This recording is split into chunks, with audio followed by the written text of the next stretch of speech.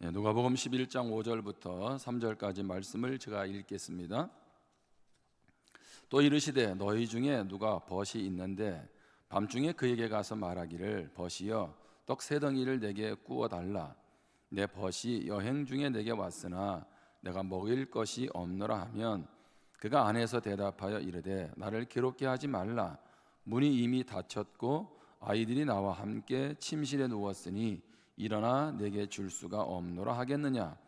내가 너희에게 말하노니 비록 벗됨으로 인하여서는 일어나서 주지 아니할지라도 그 간청함을 인하여 일어나 그 요구대로 주리라. 내가 또 너희에게 이르노니 구하라 그러면 너희에게 주실 것이요 찾으라 그러면 찾아낼 것이요 문을 두드리라 그러면 너희에게 열릴 것이니 구하는 이마다 받을 것이요 찾는 이는 찾아낼 것이요 두드리는 이에게는 열릴 것이니라. 너희 중에 아버지 된 자로서 누가 아들이 생선을 달라 하는데 생선 대신에 뱀을 주며 알을 달라 하는데 전갈을 주겠느냐. 너희가 악할지라도 좋은 것을 자식에게 줄 알거든 하물며 너희 하늘 아버지께서 구하는 자에게 성령을 주시지 않겠느냐 하시니라. 아멘. 우리 침례교가 낳은 역사 이래로 가장 훌륭한 설교자가 있었습니다. 그를 일명 설교의 황태자라고 합니다. 그의 이름은 찰스 스펄전 목사입니다. 그분은 나는 10사람에게 설교하는 것을 가르치는 것보다 한 사람에게 기도하는 법을 가르치고 싶습니다. 이렇게 말을 했습니다. 여러분 좀 의아하지 않습니까? 그렇게 설교를 잘하는 분이 내가 설교를 잘 가르치겠다라고 한 것이 아니고 한 사람에게 기도하는 법을 가르치고 싶다 이렇게 말을 했다는 것입니다. 저는 그런 설교자라면 늘 관심이 설교에만 있다라고 생각을 했습니다. 목회자가 설교를 안 한다고 하면 아마 그것처럼 편한 사역은 없을 것 같아요. 연말이 되고 금식 기도를 하고 목회자는 매일매일 설교를 하죠. 성도님들은 의례껏 설교가 잘 나올 것처럼 생각하지만 사실은 목회자에게는요 얼마나 많은 진액이 거기 담기는지 모릅니다. 왜 스펄전 목사님은 설교하는 법을 안 가르치고 기도에 대해서 가르치겠다라고 말을 할까요? 아무리 설교 원고를 잘 준비하고 아무리 좋은 내용으로 준비해도 성령이 역사하지 않으면 안 된다는 것을 그는 알고 있었던 거죠. 그러므로 그는 기도가 중요한지를 얼마나 우리에게 다시 한번 알려주는지 모릅니다. 여러분 우리의 인생의 성공과 실패는 어디에서 달려질까요? 기도의 골방에서 결정된다는 것입니다. 왜요? 기도라고 하는 것은 나와 하나님과 만남이 이루어지는 곳이기 때문에 그렇습니다. 내가 하나님을 만난다면 바로 그 기도의 자리에서 놀라운 하나님의 역사는 진행되어질 것입니다. 예수님은 누구보다도 기도의 중요성을 알고 계셨죠. 제자들이 묻습니다. 예수님, 우리에게 설교하는 법 가르쳐 주세요. 제자들도 물어보지 않았을까요? 어떻게 한 말씀을 잘 전할 수 있을까요?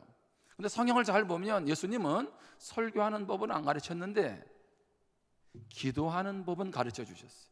주기도문. 그 말은 기도가 얼마나 중요한지를 아셨고 그래서 예수님은 우리가 아는 것처럼 습관을 따라서 하루 종일 사역하고 피곤함에도 불구하고 기도 쉬는 것을 멈추지 않았습니다. 공생애를 시작하면서도 금식으로 시작하셨고 마지막 십자가의 마무리도 기도하면서 마무리하셨습니다. 여러분 사도행전 초대교회의 역사가 사도행전에 잘 기록되어 있지 않습니까? 우리가 사도행전의 역사를 뭐라고 말하죠? 사도행전은 성령행전이다 그렇게 말을 합니다. 성령이 역사했던 그 모든 것들이 기록되어 있다는 거죠. 저는 그런데 사도행전을 다른 말로 성령행전을 넘어서서 기도행전 이렇게 말하고 싶습니다. 왜 그럴까요? 성령의 역사 뒤에는 기도가 거기에 밑받침되어 있었기 때문에 그렇습니다. 주님도 부활 승천하시면서 내가 너희에게 성령 줄 것을 약속하시고 기도하라 하셨고 마가다라 방에서 기도할 때 오순절날 성령이 임한 것을 우리는 잘 알고 있습니다. 여러분, 제자들이 땅끝까지 이르러 복음 증거하라고 할 때 그 복음 증거의 사명을 감당하는 그 사역의 현장은 결코 만만치 않았습니다. 지금같이 우리나라에서처럼 마음껏 복음을 증거할 수 있는 환경적으로 준비되는 것이 아니었다는 거죠. 그럼에도 불구하고 그들이 생명 걸고 복음 증거할 수 있었던 것은 부활의 주님을 만났고 그들이 매 순간순간마다 기도로 하나님의 은혜와 능력을 경험했기 때문에 그렇습니다. 그러기에 사명의 사람은 바로 기도의 사람입니다. 한국교회는 어떤 교회일까요? 한국교회는 기도하는 교회였습니다. 우리는 한국의 놀라운 경제 성장을 말할 때 한강의 기적이라고 말을 합니다. 아니요, 세상 사람은 그렇게 말할지 모르지만 우리는 알고 있습니다. 한국교회의 경제와 이 모든 것의 부흥은 바로 기도의 부흥이었다는 거죠. 기도의 기적이었다는 것입니다. 그런데 어느 순간부터 한국교회는 이런 말을 합니다. 야, 기도하면서 교회가 번영신학을 추구한다는 거예요. 맨날 복만 달라고 한다는 거죠. 그리고 기도하면서 왜 그렇게 본이 되지 못하는지. 맞습니다. 그런 부분에서 우리는 분명히 우리 자신을 돌아보아야 합니다. 그런데 어느 순간부터인가 기도 열기는 식어지고 기도하기보다 기도하는 사람의 모습을 보고 판단하는 사람들이 더 많아졌습니다. 오늘날은 기도하는 사람보다 기도의 평론가들이 더 많아졌다는 것입니다. 우리 스스로 이 시간 한번 자문해 보면 좋겠습니다. 나는 왜 기도하지 않을까?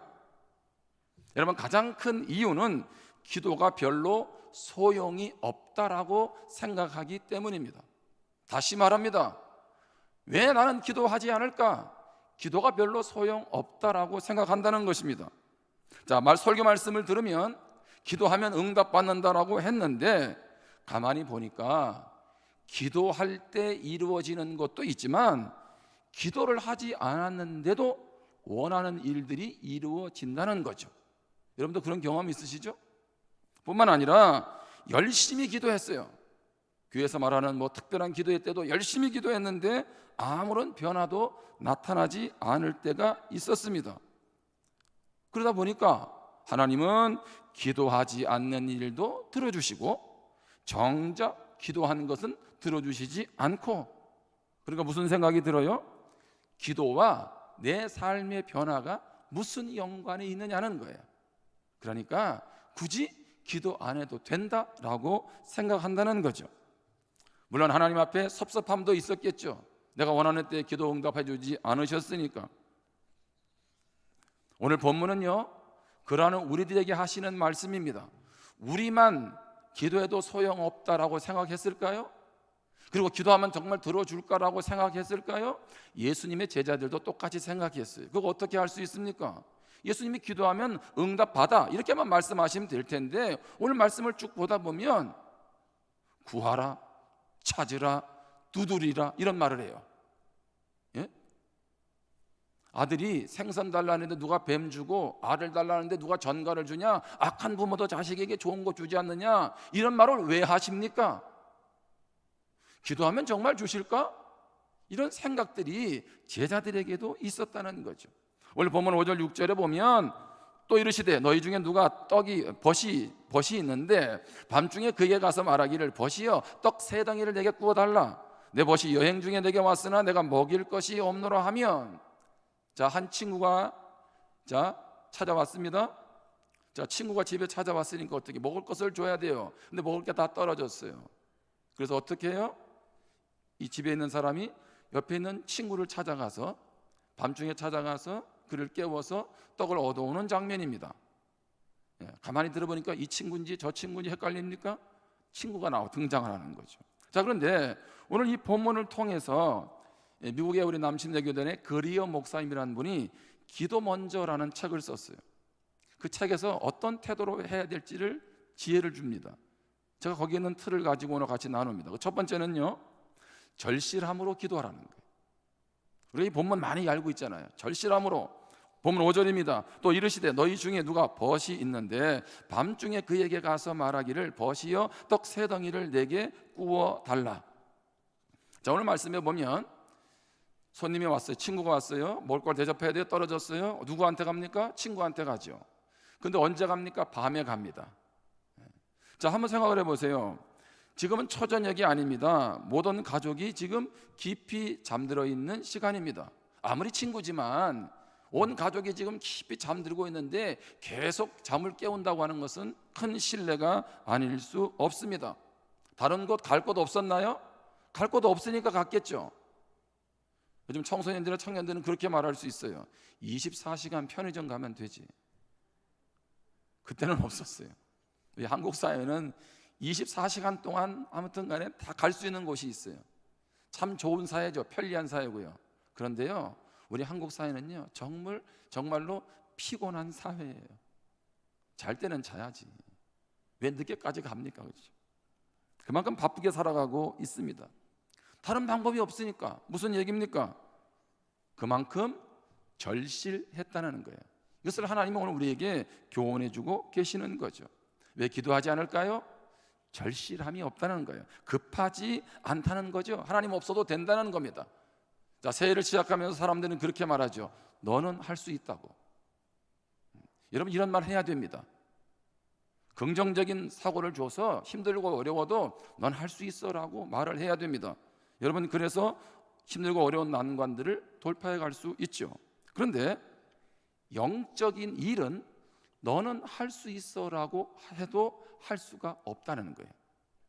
나는 할 수 있다라고 하는 이것은 영적인 면에서 볼 때는 아주 해로운 생각입니다. 왜 그럴까요? 요한복음 15장 5절에 보면 나는 포도나무요 너희는 가지라.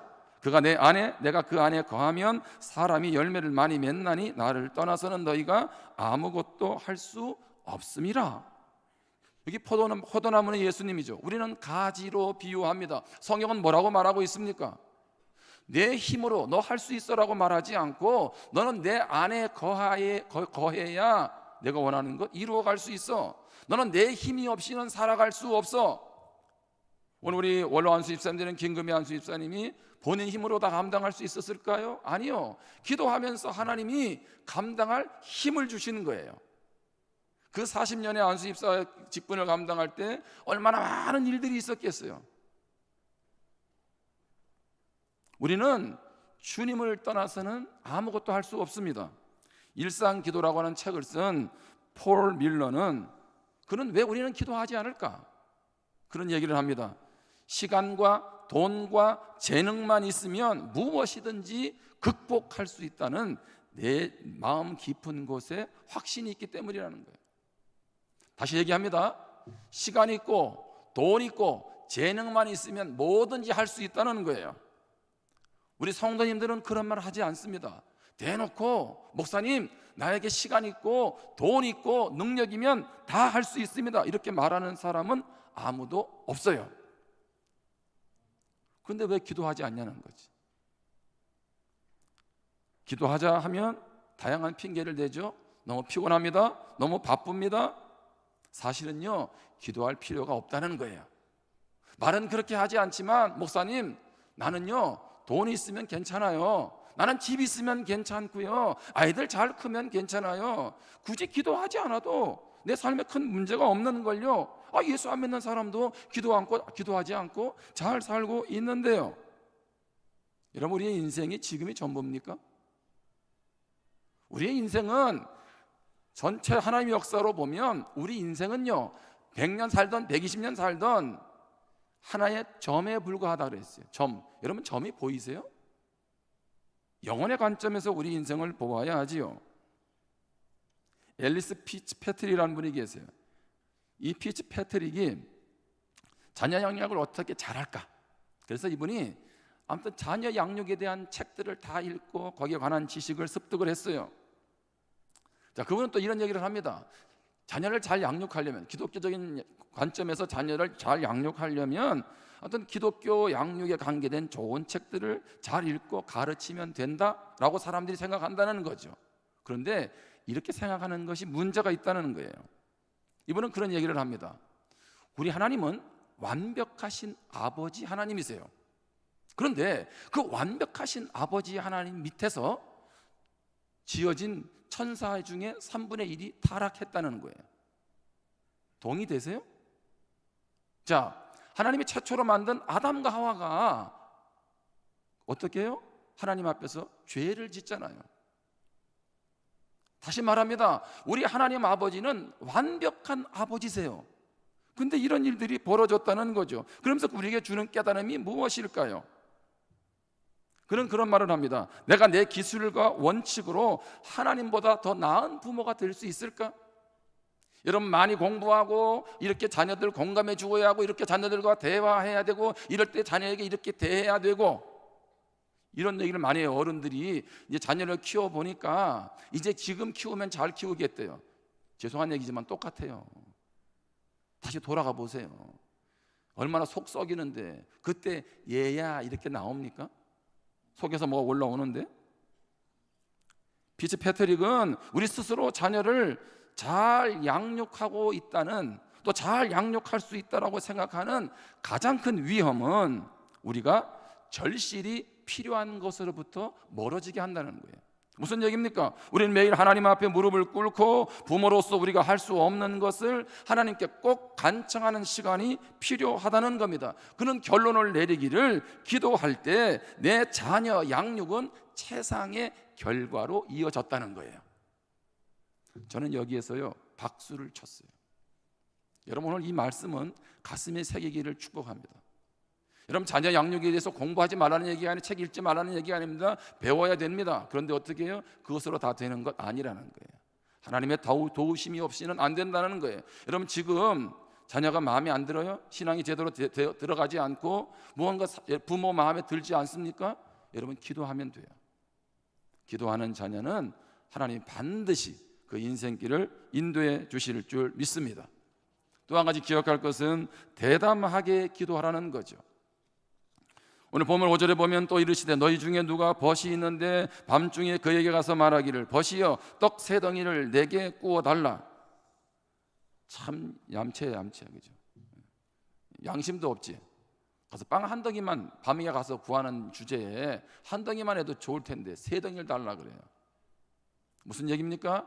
요구하는데 지금 과하게 요구하고 있다는 거예요. 예수님은 그러면 우리에게 지금 뭘 가르치고 있는 겁니까? 우리가 하나님 앞에 기도할 때 어떻게 해도 된다? 과하게 해도 된다는 거예요. 자, 우리의 기도를 듣는 분이 어떤 분이기 때문에 그렇습니까? 하나님은 능치 못하심이 없죠. 모든 필요를 알고 계시죠. 우리는 누굽니까? 하나님의 자녀입니다. 어떤 자녀입니까? 요한복음 1장 12절에 보면 영접하는 자, 곧 그 이름을 믿는 자들에게는 하나님의 자녀가 된다라고 말씀하지 않고 자녀가 되는 권세를 주셨다라고 말씀하고 있죠. 무슨 얘기입니까? 자녀만 삼아주는 것이 아니라 자녀의 특권도 주셨다는 거예요. 자녀가 아버지께 요청하면 어떻게 해요? 하나님 아버지가 다 들어주신다는 것입니다. 우리가 대담하게, 과감하게 남들이 볼 때도 이건 너무 무리한 것이야 라고 할 정도로 기도할 수 있는 것은 우리 하나님이 어떤 분인지를 알면 그렇게 기도할 수 있다는 겁니다. 하나님과의 관계가 그만큼 친밀하고 가까울수록 우리는 이렇게 기도할 수 있다는 거죠.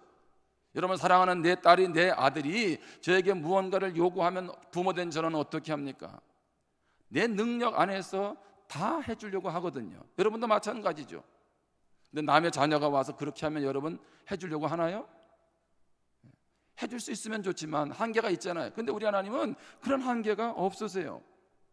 오늘 시편 81편 10절에 보면 나는 너를 애굽 땅에서 인도하여 낸 여호와 내 하나님이니 내 입을 크게 열라 내가 채우리라 하였으나. 아멘. 저는 오늘 이 말씀을요 다시 봤어요. 이 말씀을 준비하면서 이 말씀을 다시 봤다니까. 왜요? 제 마음에 그런 게 있었어요. 아니 뭐 하나님 앞에 그렇게 크게 달라고 하냐, 양심이 있지. 뭐 일용할 양심만 구하면 되지. 성경에 보니까요 양면성을 다 가지고 있더라고. 일용할 양식도 구해야 되지만 뭐예요? 내 입을 크게 열라고 말씀했어요. 이거 제가 한 얘기가 아니에요. 여러분, 내 입을 크게 열라는 얘기는 과감하게 대담하게 하나님 앞에 요청하면 하나님 뭐라고 말씀하세요? 들어주시겠다는 거죠. 그렇게 할 수 있는 거 아니겠어요? 하나님이 성경을 이렇게 저자를 통해서 기록해 놓고 나서 이거 삭제해라. 근데 잘못한 것 같다 내가. 네? 하나님 실수했나요? 하나님 실수한 거 아닙니다. 저는 자꾸 입을 크게 여는 것에 대해서 욕심하고 야한의 연관을 시켰어요. 자, 이것이 어떤 배경에서 나왔습니까? 하나님이 애굽에서 이스라엘 백성들을 구원해냈잖아요. 홍해 길을 열어갔잖아요. 이거 사람이 하는 거 아니잖아요. 하나님은 뭐라고요? 하나님의 자녀가 요청할 때 그렇게 주신다는 거예요. 자, 에베소서 3장 20절에 봅니다. 우리 가운데서 역사하시는 능력대로 우리가 구하거나 생각하는 모든 것에 어떻게 해요? 더 넘치도록 능히 하실 이에게. 아멘. 얼마나 감사합니까? 내가 구한 것도 들어주지만 구하지도 않았어요. 내가 생각했던 것들에 어떻게 해요? 넘치도록 능히 하실 수 있는 그분이 누구세요? 우리 하나님 아버지이신 줄 믿습니다. 그러니까 우리가 하나님 아버지를 몰라도 너무 모르는 거예요. 그러니까 이것을 알기 때문에 바울이 에베소서에서 감옥에 갇혀 있는 주제에 뭐라고 얘기합니까? 여러분, 하나님 알기를 힘쓰라고, 예수 그리스도의 그 사랑의 넓이와 높이와 길이를 알기를 힘쓰라고. 왜요? 이분을 알아가니까 감옥에도 관계가 없다는 거예요. 어디도 관계가 없다는 거죠. 왜요? 내가 당하는 시련과 그분의 사랑의 크기는 피할 수 없기 때문에 그런 겁니다. 오늘 두 번째 엔드라인을 꼭 치세요. 오늘 이 말씀을 가슴에 새기세요. 그리고 올 한 해 시작하는 우리 성도님들은 이 말씀 가지고 기도하세요. 내 입을 크게 열라. 할렐루야. 우리 교회를 향해서도 크게 열고 기도하세요. 할렐루야. 여러분 가정과 자녀들을 위해서도 입을 크게 열고 기도하세요. 제가 오늘 분위기를 몰아가기 위해서 하는 말이 아니라 제가 이 말씀을 묵상하면서 하나님 저에게 주신 마음이에요. 야, 너 나 좀 제대로 인정해 주면 좋겠다. 하나님이 지금 저에게 요구하고 계시는 겁니다. 우리 하나님 그렇게 쫀쫀한 하나님이 아니세요. 스케일이 작은 하나님이 아니시라고요. 그런데 왜 기도하지 않냐는 거예요. 기도를 실패하는 이유 가운데 하나는 우리가 하나님께 너무 많은 것을 요구해서가 아니라 우리가 하나님 아버지를 너무 작게 생각하고 있기 때문입니다. 알렉산더 대왕을 잘 아시죠? 그의 말년에 희화 장수들 중에 한 명이 찾아왔습니다. 그는 훌륭한 장군이었습니다. 왕을 위해서 충성한 사람이었어요. 그가 찾아와서 말합니다. 대왕님, 저는 한 번도 대왕에게 제 청을 요청한 적이 없는데 이제 한 가지 청이 있는데 꼭 들어주십시오. 그게 뭔데? 제 딸이 결혼을 합니다. 제 딸의 결혼 비용 좀 다 대주세요. 그래서 왕이 재무 담당관을 불렀어요. 이 장군이 딸이 결혼하는데 그 결혼식에 드는 비용은 모든 것을 일체 책임져 주어라. 근데 얼마 시간이 지나지 않아서 이 재무 담당관이 찾아와 가지고 왕 앞에서 막 불만을 토로해냅니다. 대왕님, 왕이 그렇게 호의를 베풀어 줬는데 이 신하가 온 천지에 있는 사람들을 다 물러 모아가지고 혼인 예식을 하려고 합니다. 폐하의 후하심을 이용하고 있습니다. 벌하셔야 마땅하옵나이다. 이렇게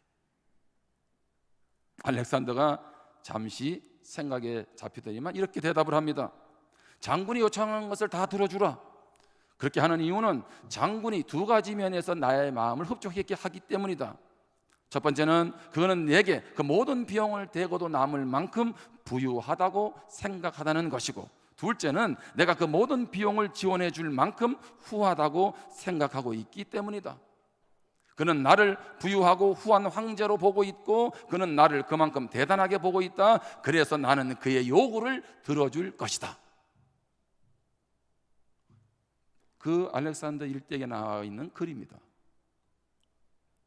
여러분, 우리 하나님이 알렉산더 대왕보다도 못하신가요?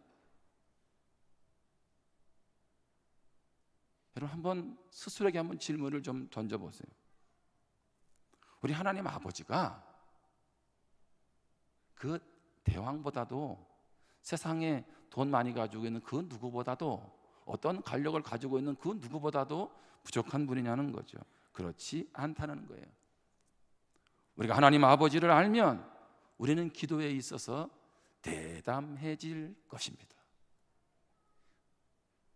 마지막으로 한 가지 더 기억할 것은 끈질기게 기도하라는 거예요. 오늘 본문 8절에 보면 내가 너희에게 말하노니 비록 벗됨으로 인하여서는 일어나서 주지 아니할지라도 그 간청함을 인하여 일어나 그 요구대로 주리라. 아무리 친구지만 밤늦게 온 가족이 지금 잠을 자고 있습니다. 와서 문을 두드립니다.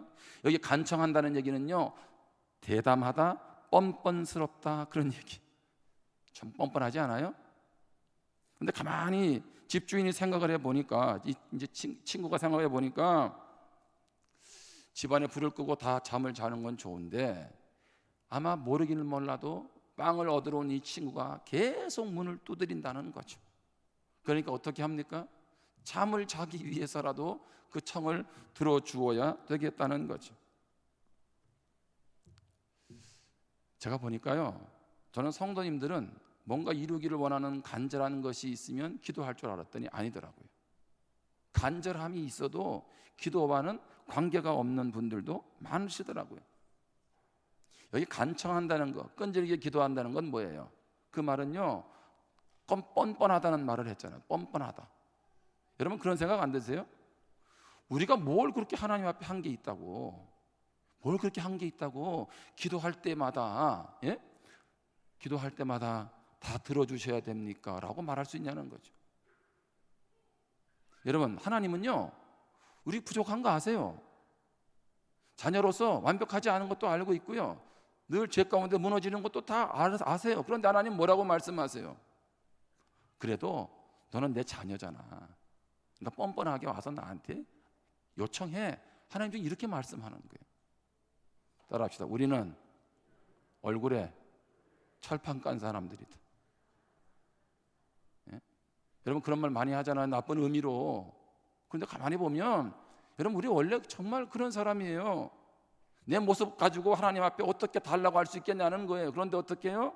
하나님의 자녀 삼아주신 그 은혜로 인해서 부끄럽지만 또 가서 뻔뻔하게 요구하는 거죠. 언제까지? 줄 때까지.